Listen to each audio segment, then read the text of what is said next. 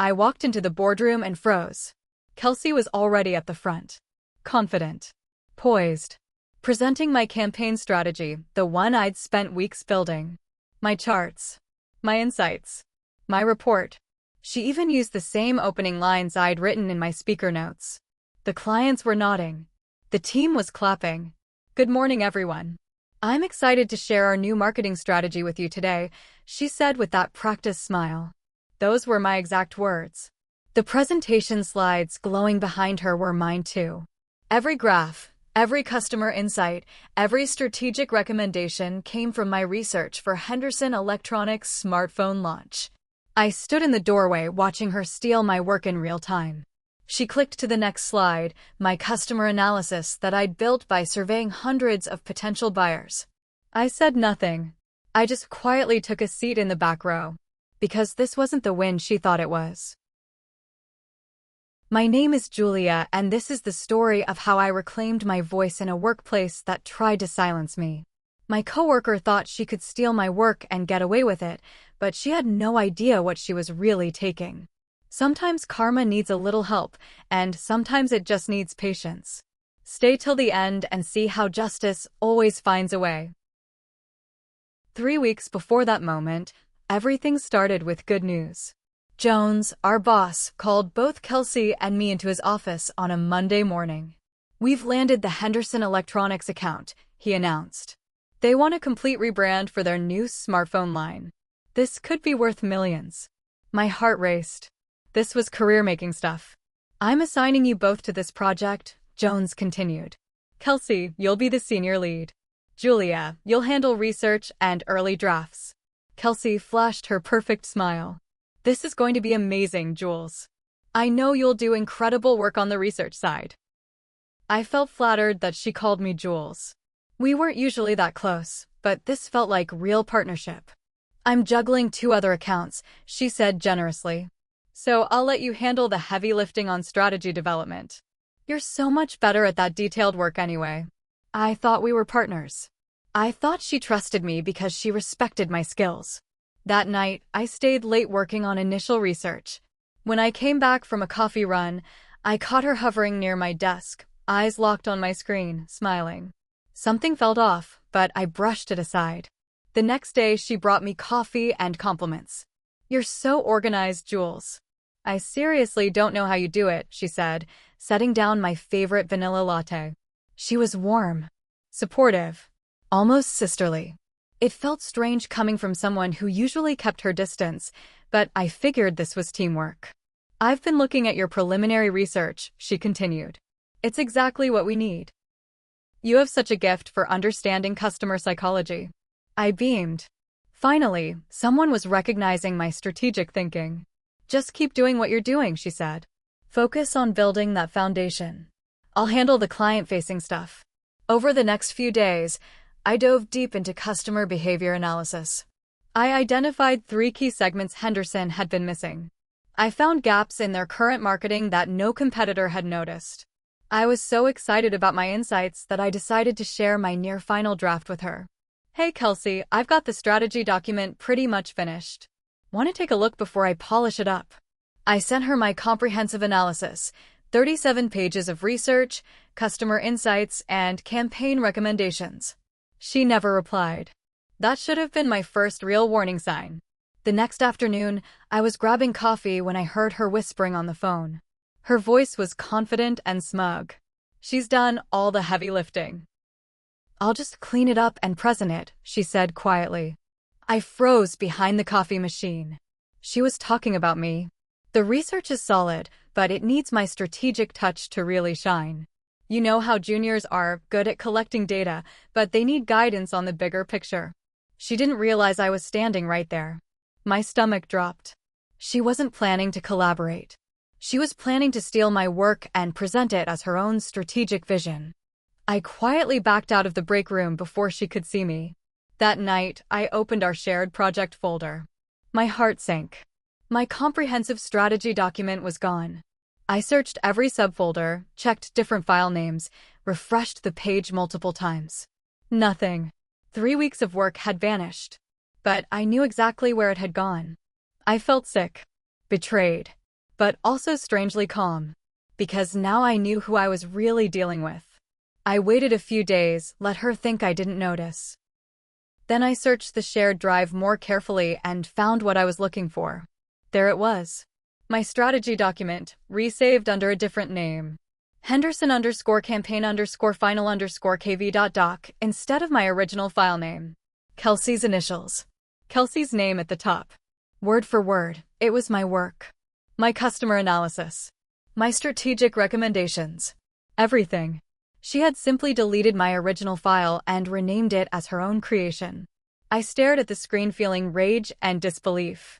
This wasn't collaboration. This was theft. I stood up, ready to march over to her desk immediately. Demand an explanation. Call Jones and show him the evidence. But something in me said, wait. Not yet. I closed my laptop and sat back. If I accused her now, it would be my word against hers. She was the senior lead. She had more credibility. But there was something she didn't know. Something that could work in my favor. The version she had stolen wasn't actually my final draft. It contained a critical error that I had caught and planned to fix. Maybe I didn't need to confront her at all. Maybe I could let her expose herself. A plan started forming in my mind. The next morning, I casually brought up the missing report. Hey, weird question. Did you see my Henderson strategy document? I can't find it anywhere on the drive. She laughed dismissively. Oh, Jules, you probably forgot to save it properly. Happens to me all the time. I forced a smile. Yeah, you're probably right. I'll rebuild it from my notes. Don't worry about it, she said with fake sympathy. I've been working on the strategy anyway. I can handle it from here. The audacity was breathtaking. She was looking me in the eye and lying about stealing my work. That afternoon, Jones called me into his office. Julia, I wanted to update you on Henderson. Kelsey will be presenting the final campaign to the clients next Friday. She told me you were having some trouble with the presentation aspect and thought it would be better to take some pressure off you. What? How dare she? I composed myself before responding. Oh, I thought we were collaborating on the presentation. Let her handle this one. You could learn a thing or two from watching your seniors, he said. But don't worry, she's made it clear how valuable your research contributions have been. I nodded and smiled, but inside I was seething. Kelsey had stolen my work, lied, and convinced our boss that I was just a research assistant. I went to the bathroom, locked the stall door, and broke down. For 5 minutes, I let myself feel everything. I wasn't just having my work stolen. I was being erased. Made invisible. Nobody would believe me over her. She was the polished, charismatic senior. I was just the junior analyst who probably forgot to save her file. I felt powerless and humiliated. But as I wiped my tears and tried to pull myself together, something clicked. The version she stole had a data error I had caught and corrected in my final version. The customer survey sample size was too small, only 347 respondents instead of the 2,000 I had planned to complete. Worse, the preliminary data was actually wrong. It suggested that 78% of smartphone users prioritized camera quality over battery life, but my expanded research showed the opposite was true. If she presented that flawed data to Henderson, she would be recommending a strategy based on irrelevant and outdated customer insights. I took a deep breath and stepped out of the stall. I knew exactly what I was going to do. I'm in control now, I whispered to myself. Over the next few days, I quietly collected evidence. Timestamps showing when my files were accessed and deleted. Email trails of my communications with Kelsey. Different versions of documents with creation dates. I also did something else. I made 2 copies of the Henderson strategy. One was flawless, built on my corrected, updated survey of 2,000 customers showing that 71% prioritized battery life over camera features. This version had the right strategic recommendations bound to leave a dent in their competitors' market. The other version was deliberately broken. It contained the original flawed data and practice numbers I used to test the system I built. This was the version Kelsey had stolen. I saved the corrected version on my personal laptop and made sure it was nowhere in our shared systems. Then I made sure the broken version looked like my final draft. I updated the formatting, added finishing touches, and left it exactly where Kelsey would expect to find it. I even saved it with a file name that suggested completion. The trap was set. Now I just had to wait.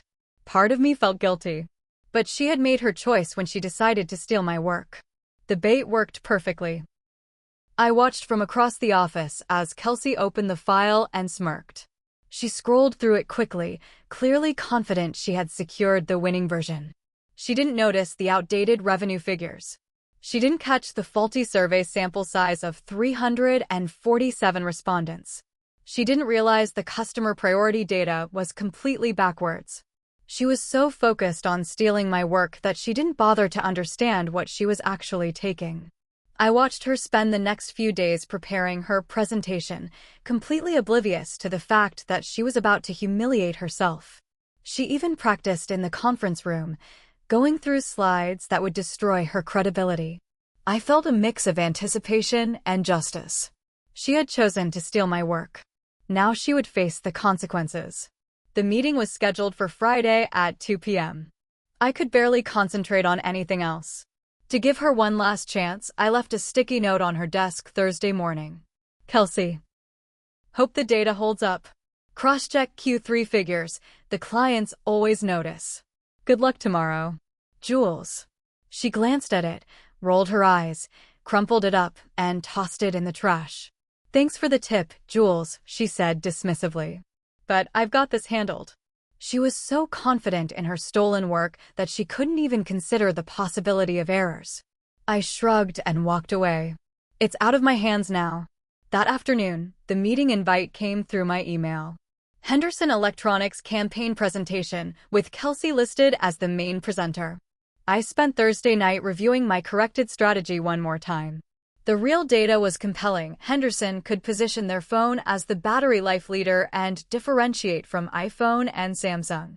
The fake data Kelsey would present suggested the opposite strategy. It would recommend focusing on camera features, putting Henderson in direct competition with Apple's strongest selling point. Any experienced executive would immediately see the flawed logic. I went to bed early and slept better than I had in weeks. Friday arrived. Game day. The conference room buzzed with anticipation. Henderson's executives had flown in from Seattle. Jones was pacing nervously, adjusting the catering setup. Kelsey strutted in wearing power heels and fake humility. Good afternoon, everyone. I'm Kelsey Vaughn, lead strategist for your account. I'm excited to walk you through our comprehensive strategy, she said with practiced confidence. The Henderson team looked serious and professional. 3 executives in expensive suits who had traveled across the country for this meeting. I slipped into the back just as she began. Nobody questioned my presence. I was supposed to be the research support anyway. Kelsey started with basic market overview slides. This part went smoothly since it was just industry information anyone could present.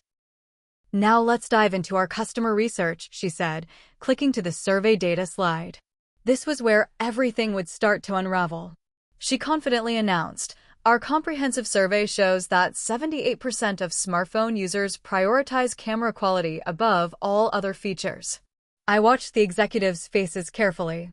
One of them, a woman named Clara Finn, immediately frowned at her tablet. Here we go, I thought. Clara squinted at the numbers on screen. These don't match our projections from last month, she said slowly. Our internal research consistently shows battery life as the top customer concern. Kelsey stumbled for just a moment. We used a different forecast model. Sometimes external research reveals insights that internal data might miss. Her confident tone was already cracking. Another executive chimed in. This research looks outdated. What was your sample size? Kelsey clicked back to the methodology slide. We surveyed 347 customers across key demographic segments. 347? The third executive raised his eyebrows. That's quite small for a national strategy recommendation. Our typical consumer studies include at least 2,000 respondents. I watched Kelsey's face grow red. She was starting to realize something was wrong, but she didn't understand the research well enough to defend it. The sample was carefully selected to be representative, she said weakly. Clara leaned forward. Can you break down the demographic distribution? Age ranges, income levels, geographic spread. Kelsey fumbled through the slides looking for details that weren't there. She clearly had no idea how the research had actually been conducted. "I'll need to get back to you on those specific breakdowns," she said. The room temperature seemed to drop. Kelsey, now noticeably less composed, pointed directly at me. "My junior analyst actually handled that part of the data collection. She's still learning proper research methodology." I looked at her, stunned. She was throwing me under the bus for the flawed data that she had stolen from me. Clara turned toward me with interest. "Oh, I wasn't aware there was additional research support. What was your role in this analysis?" Before I could answer, Kelsey jumped in. "Julia did the preliminary data gathering. I developed the strategic framework and insights." Clara cut her off. "But I thought you said you created this report yourself?" Kelsey's face went pale. She was getting caught in her own lies. "Well, yes, I led the strategic development while Julia provided research support." Clara looked confused. "So who actually designed the survey methodology and analyzed the results?" The room fell silent. Kelsey clearly didn't know enough about the research to answer detailed questions. "I oversaw the entire process," she said desperately. But her credibility was already crumbling. The executives were exchanging glances and taking notes. I almost felt sorry for her. Almost. Even Jones looked confused. During the break, he pulled Kelsey aside and I could hear him whispering urgently. "You're losing them," he said. "The data doesn't seem to match their expectations." Kelsey looked panicked. "The research is solid. Maybe they're just not seeing the bigger picture. They're questioning the methodology and sample size." "Do you have backup data?" She didn't, of course. Because she had stolen incomplete research without understanding what she was presenting. "We cannot lose this client. Fix this, now," Jones said before walking back into the conference room with false composure. When the meeting resumed, the Henderson executives weren't smiling anymore. They looked skeptical and slightly annoyed. "Let's continue with the strategic recommendations," Clara said diplomatically. Kelsey tried to push forward with the camera-focused strategy, but every slide raised more questions. Why focus on camera features when their R&D had been improving battery technology? How would this differentiate them from my phone's photography dominance? She had no good answers because the strategy was based on fundamentally wrong data. I watched her credibility collapse as the minutes went by. 20 minutes into the presentation, she had lost the room completely. "Jones, we had high expectations from this firm. But as it stands, I think we've heard all we need to know," Clara said, standing up after giving her associates final glances, expressing their disappointment. Kelsey looked wrecked in Jones. The expression he made at Kelsey said enough. That's when I knew it was time. I stood up. "If I may," I said calmly, "I actually created a revised version based on more comprehensive data. Would you like to see it?" Clara Finn's eyes met mine. Skeptical, but curious. The other executives looked at each other before Clara responded. "We're listening," she said, sitting down again. Jones looked surprised but relieved. "If you have additional insights that might help, please share them." I walked to the front and connected my personal laptop to the projector. Kelsey stepped aside, looking like she wanted to disappear. My corrected slides appeared on screen. Same basic design, but completely different data and conclusions. "Our expanded survey of 2,000 smartphone users reveals different priority rankings," I began. 71% prioritize battery life, 62% prioritize durability, and only 45% prioritize camera quality as a top concern. Clara immediately smiled. "That aligns much better with our internal research." I walked them through the real customer insights. How Henderson could position their phone as the reliability leader. Why battery life messaging would differentiate them from competitors focused on flashy camera features. The difference was night and day. Where Kelsey's presentation had been surface level and wrong, mine was comprehensive and actionable.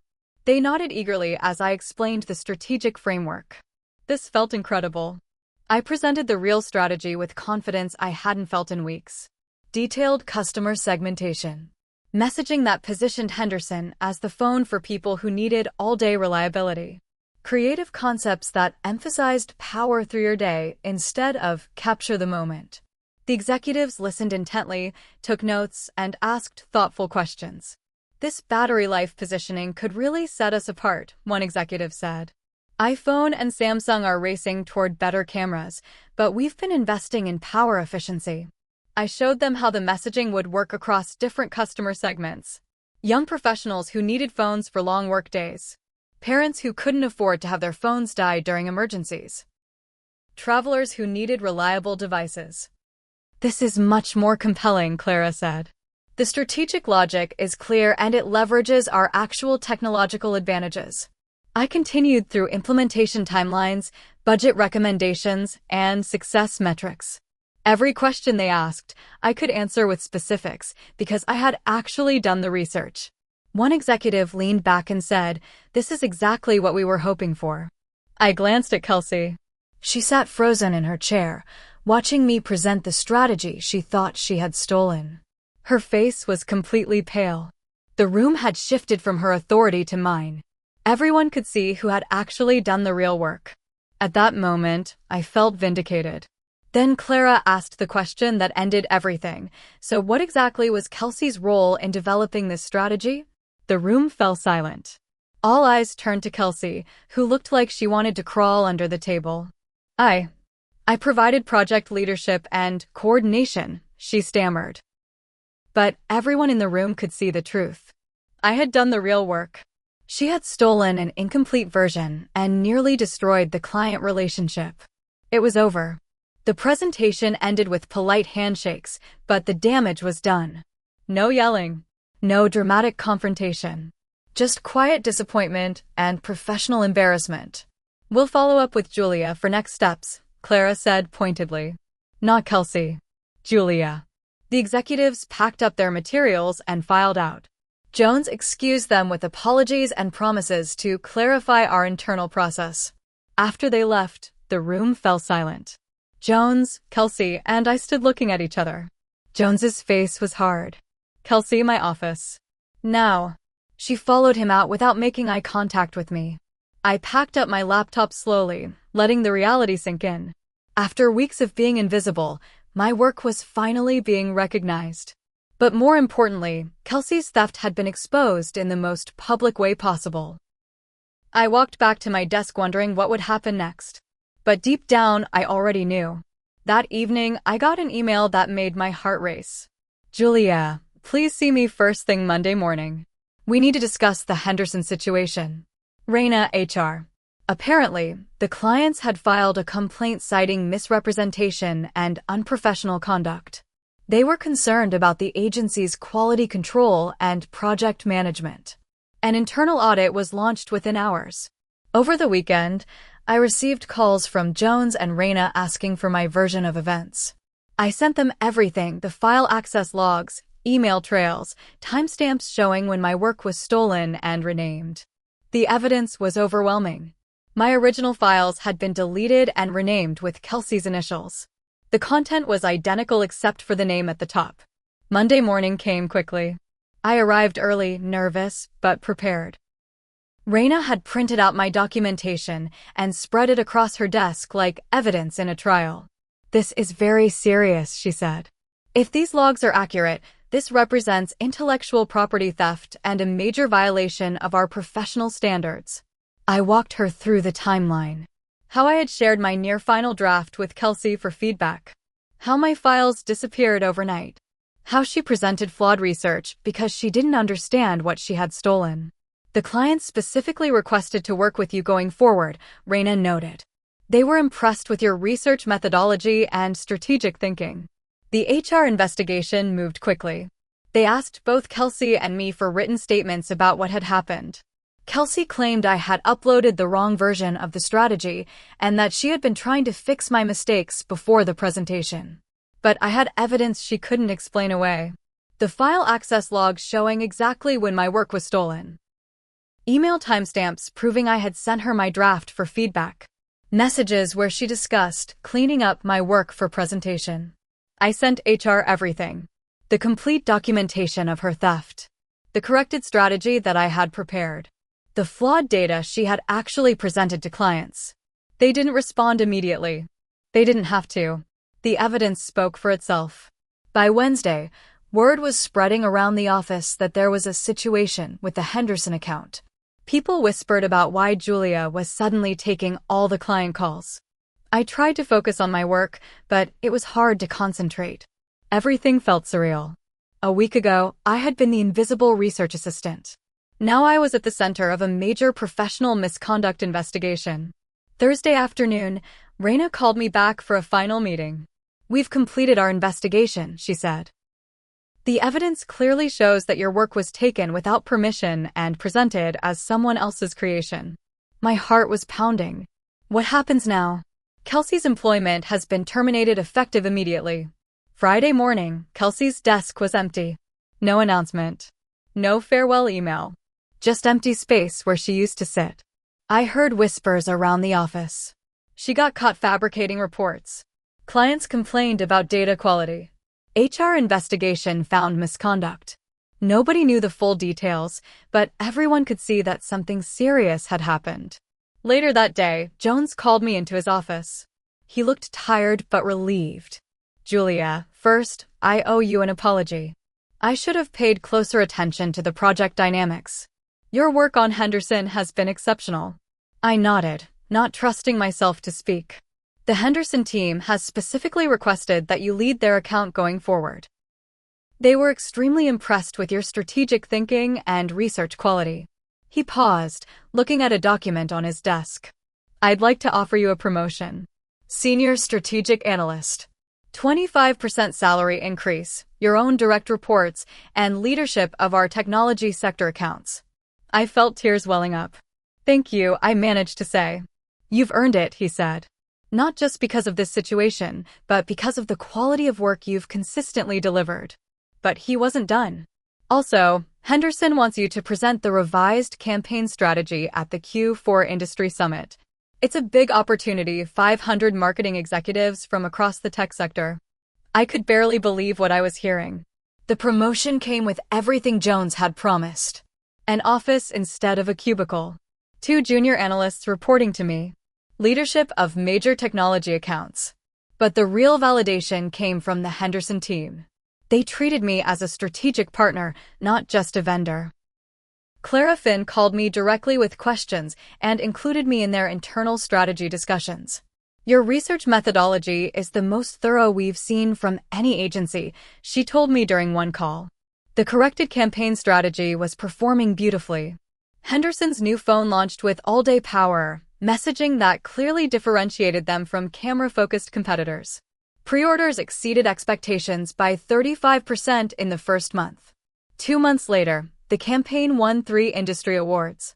My name was featured prominently in all the trade publication coverage. But the biggest moment came at the Q4 Summit. Standing in front of 500 marketing executives, presenting the Henderson case study, I felt the weight of how far I had come. The key insight, I told the audience, was recognizing that customer priorities don't always match industry assumptions. While competitors focused on camera quality, our research revealed that reliability was the real differentiator customers wanted. After the presentation, several agencies approached me with job offers. "You saved the account," Jones had said that day in his office. I had done more than save the account. I had saved my own career. Weeks later, I stood in front of an even bigger room at the industry summit. The same spotlight that Kelsey had once tried to steal was now mine, earned through my own work. The presentation went perfectly. Marketing executives took notes as I walked through the Henderson strategy. They asked thoughtful questions about research methodology and customer insights. "This case study will be required reading for our strategy team," one CMO told me afterward. After the presentation, Clara Finn pulled me aside with several other Henderson executives. "You've got a real future in this industry," she said. "We've been talking, and we'd like to offer you a consulting contract for our other product lines." It was validation beyond anything I had imagined. 6 months ago, I had been the invisible research assistant whose work got stolen. Now major brands wanted to hire me directly. But the best part was knowing that I had earned every bit of recognition through my own efforts. I didn't need to steal anyone's work or take credit I hadn't earned. I just needed to do excellent research and wait for the right moment to show what I could do. The truth had a way of emerging, especially when you were patient enough to let it happen naturally. Standing there in that spotlight, I thought about Kelsey one more time. She had tried to steal my moment, but she had only delayed it. And made it so much sweeter when it finally came. 3 months after the summit, I received an email that made me laugh out loud. It was from Kelsey. No apology. No acknowledgement of what she had done. Just, "Hey Julia, I heard you got promoted and won some awards. Congratulations. I'm applying for positions at other agencies now. Can you put in a good word for me if anything opens up at your company?" The audacity was incredible. She was asking me to recommend her for jobs after she had stolen my work and nearly destroyed my career. I stared at the email for several minutes, trying to process the complete lack of self-awareness. Then I did exactly what I should do. I didn't reply to Kelsey. Instead, I forwarded the email directly to Raina in HR with a note, "FYI, former employee requesting reference, despite circumstances of termination." Raina replied within an hour, "Thank you for sharing. We'll note this in her file. Any agencies calling for references will receive accurate information about her departure." I felt satisfied knowing that other companies would get the full picture of why Kelsey had been fired. Meanwhile, my career continued to flourish. The Henderson campaign became a case study taught in marketing courses. I was invited to speak at conferences about customer-driven strategy development. 6 months later, I accepted a creative strategy director position at one of the most prestigious agencies in the city. The salary was nearly double what I had been making. I eventually lead my own team of strategists. I have my own clients who specifically request to work with me. And I never needed to raise my voice, fabricate data, or play dirty games to get here. I just did my job well and waited. The Henderson campaign is still running 2 years later, though it has evolved significantly. The all-day power messaging became their core brand positioning across multiple product lines. Sometimes I think about that moment when Kelsey was presenting my stolen work to the Henderson executives. How confident she looked. How certain she was that she had gotten away with theft. She never realized that the version she stole was deliberately flawed. She was so focused on taking credit for my work that she didn't bother to understand what she was actually stealing.